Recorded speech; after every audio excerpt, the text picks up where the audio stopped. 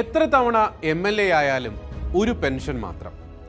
പഞ്ചാബും ആം ആദ്മിയും കേരളത്തെ മോഹിപ്പിക്കുകയാണ്. ശരിക്കും പഞ്ചാബിലെ ആം ആദ്മി സർക്കാരിന് ഒരു കയ്യടി കൊടുക്കണമെന്ന് ആരും ചിന്തിച്ചു പോകുന്ന ശക്തമായ തീരുമാനം. പഞ്ചാബിൽ അധികാരമേറ്റതിന് പിന്നാലെ ചരിത്ര നടപടികളുമായി മുന്നോട്ടു പോവുകയാണ് ആം ആദ്മി സർക്കാർ. പഞ്ചാബിൽ MLA-മാരുടെ പെൻഷൻ രീതികൾ പൊളിച്ചു പണിയുകയാണ് മുഖ്യമന്ത്രി ഭഗവത് സിംഗ് മാൻ. മുൻ MLA-മാർക്കുള്ള പെൻഷൻ വൻതോതിൽ വെട്ടിക്കുറയ്ക്കുന്നതാണ് പുതിയ സർക്കാർ തീരുമാനം. റിപ്പോർട്ട് പ്രകാരം ഇനി മുതൽ MLA-മാർക്ക് ഒരു ടേം പെൻഷൻ മാത്രമാകും ലഭിക്കുക. നിലവിൽ 1000-ലേറെ കോടി രൂപയാണ് മുൻ MLA-മാർക്ക് പെൻഷൻ നൽകാൻ സർക്കാർ ചെലവഴിക്കുന്നതെന്നും പുതിയ തീരുമാനത്തിലൂടെ ഈ പണം പഞ്ചാബിലെ സാധാരണക്കാർക്കായി മാറ്റിവെക്കാനാകുമെന്നും മുഖ്യമന്ത്രി പറയുന്നു. 3-4 തവണ MLA ആയവർക്ക് എല്ലാ ടൈമിലെയും പെൻഷൻ നിലവിൽ നൽകി വരികയായിരുന്നു. ലക്ഷക്കണക്കിന് രൂപയാണ് ഇത്തരത്തിൽ ചില മുൻ MLA-മാർ കൈപ്പറ്റുന്നത്. പുതിയ തീരുമാനത്തിലൂടെ 75,000 രൂപയാകും മുൻ MLA-മാർക്ക് ഇനി മുതൽ മാസം തോറും പെൻഷൻ ലഭിക്കുക. എത്ര തവണ MLA ആയെന്ന് പറഞ്ഞാലും ഒറ്റ പെൻഷനെ ലഭിക്കൂ എന്നതാണ് പ്രത്യേകത. ഓരോ മാസവും 3.5 ലക്ഷം മുതൽ 5.25 ലക്ഷം വരെ പെൻഷൻ വാങ്ങുന്നവരും പഞ്ചാബിലുണ്ട്. ഒരു MLA ഒരു പെൻഷൻ എന്ന ആവശ്യം പ്രതിപക്ഷത്തിരിക്കുമ്പോൾ തന്നെ AAP ആവശ്യപ്പെട്ടിരുന്നു. അധികാരം കിട്ടിയതിന് പിന്നാലെ ഈ തീരുമാനം നടപ്പാക്കി ഞെട്ടിക്കുകയാണ് AAP സർക്കാർ. എങ്ങനെയാണ് കേജ്രിവാളും പാർട്ടിയും തങ്ങളുടെ സർക്കാരും ജനങ്ങൾക്ക് സൗജന്യങ്ങൾ നൽകാൻ പണം കണ്ടെത്തുന്നത് എന്നതിൻ്റെ ഒരു സാമ്പിളാണ് ഇത്. നമ്മുടെ കേരളത്തിലാണെങ്കിൽ ഇതൊക്കെ ചിന്തിക്കാൻ പോലും പറ്റാത്ത കാര്യം. ഭരണപക്ഷവും പ്രതിപക്ഷവും എന്തിന്റെ പേരിൽ ഇവിടെ കിടന്ന് കടിച്ചു കീറിയാലും ശമ്പള വർധനവിന്റെയും പെൻഷന്റെയും കാര്യത്തിൽ ഒരു എതിർപ്പുമില്ലാതെ അവർ ഒന്നിക്കുന്ന കാഴ്ചയാണ് കാലാകാലങ്ങളിൽ നാം കണ്ടിട്ടുള്ളത്. കൂടാതെ പേഴ്സണൽ സ്റ്റാഫിന്റെ നിയമനത്തിന്റെ കാര്യത്തിലും ഈ രീതി തന്നെ തുടരുന്നു. മന്ത്രിമാരുടെ പേഴ്സണൽ സ്റ്റാഫിന്റെ നിയമനത്തിലെ തെറ്റ് ഒരിക്കൽ ഗവർണർ ചൂണ്ടിക്കാട്ടിയപ്പോൾ ഭരണ പ്രതിപക്ഷ വ്യത്യാസം കൂടാതെ ഗവർണർക്ക് നേരെ ആക്ഷേപം ചൊരിയുന്നതാണ് ഇവിടെ കണ്ടത്.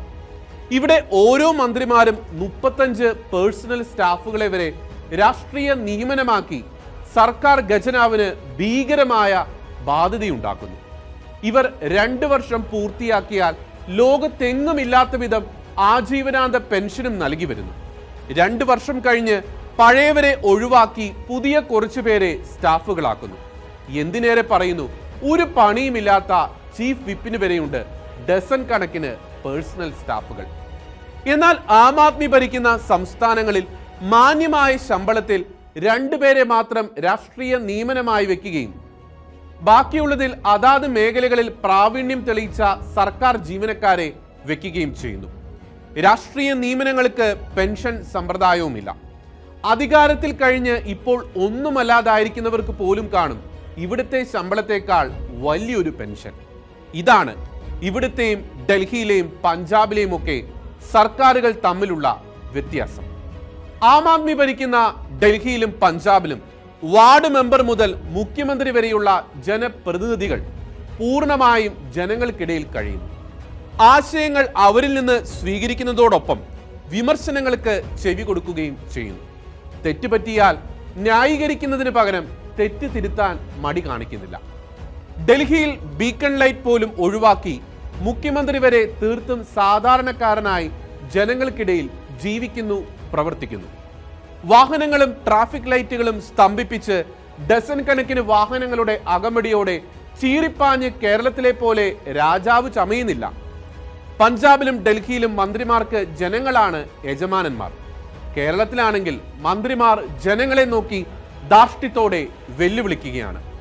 അവർ MLA ഫണ്ടെന്നും MP ഫണ്ടെന്നും പറഞ്ഞ് ജനങ്ങൾക്ക് സ്വന്തം പോക്കറ്റിൽ നിന്ന് എന്തോ കാര്യമായി നൽകി എന്നതുപോലുള്ള ഫ്ലക്സുകളും ഫലകങ്ങളും കേരളത്തിൽ വ്യാപകമായി സ്ഥാപിച്ചിരിക്കുന്നു. ഡൽഹി സർക്കാർ ഇതെല്ലാം പൊതുജനത്തിന്റെ നികുതി പണമാണെന്നും ജനങ്ങളാണ് അതിൻ്റെ അവകാശികളെന്നും നിരന്തരം അവരെ ഓർമ്മിപ്പിക്കുന്നു. പാലങ്ങളും റോഡുകളും സാധാരണക്കാരെ വെച്ച് ഉദ്ഘാടനം ചെയ്യിക്കുന്നു.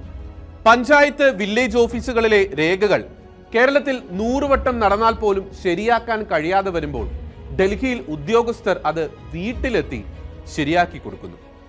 കേരളത്തിൽ ആം ആദ്മി പാർട്ടി എന്ത് കാണിക്കാനാണ് എന്ന് ചോദിക്കുന്നവരും വാദിക്കുന്നവരും ഇതൊക്കെ കണ്ണു തുറന്ന് കാണുകയാണ് വേണ്ടത്. ഇവിടെ പാർട്ടികൾ പ്രതിപക്ഷത്തിരിക്കുമ്പോൾ വലിയ ജനപക്ഷം ചമയിലും ഭരണപക്ഷത്താകുമ്പോൾ പറഞ്ഞതെല്ലാം വിഴുങ്ങുകയും ചെയ്യുമ്പോൾ ആം ആദ്മി പാർട്ടി പക്ഷേ വ്യത്യാസമില്ലാതെ എല്ലായ്പ്പോഴും ജനക്ഷേമവും രാജ്യതാൽപര്യവും ഉറപ്പാക്കി പ്രവർത്തന പാതയിൽ നിലയുറപ്പിക്കുന്നു. അതാണ് വ്യത്യാസം. ഇങ്ങനെ നിലപാടിൽ സത്യസന്ധതയുള്ളവരെ നമുക്കും വേണ്ടേ? ഇത്തരമൊരു ജനാധിപത്യ ശൈലി കേരളത്തിലും വരേണ്ടേ? പഞ്ചാബിലെയും ഡൽഹിയിലെയും ഒക്കെ ആം ആദ്മി സർക്കാർ കേരളത്തിലെ ജനങ്ങളെ ശരിക്കും മോഹിപ്പിക്കുന്നു എന്ന് തന്നെ പറയേണ്ടിയിരിക്കുന്നു. എന്നാണ് കേരളത്തിനും ഇങ്ങനെയൊരു നല്ല കാലം വരിക?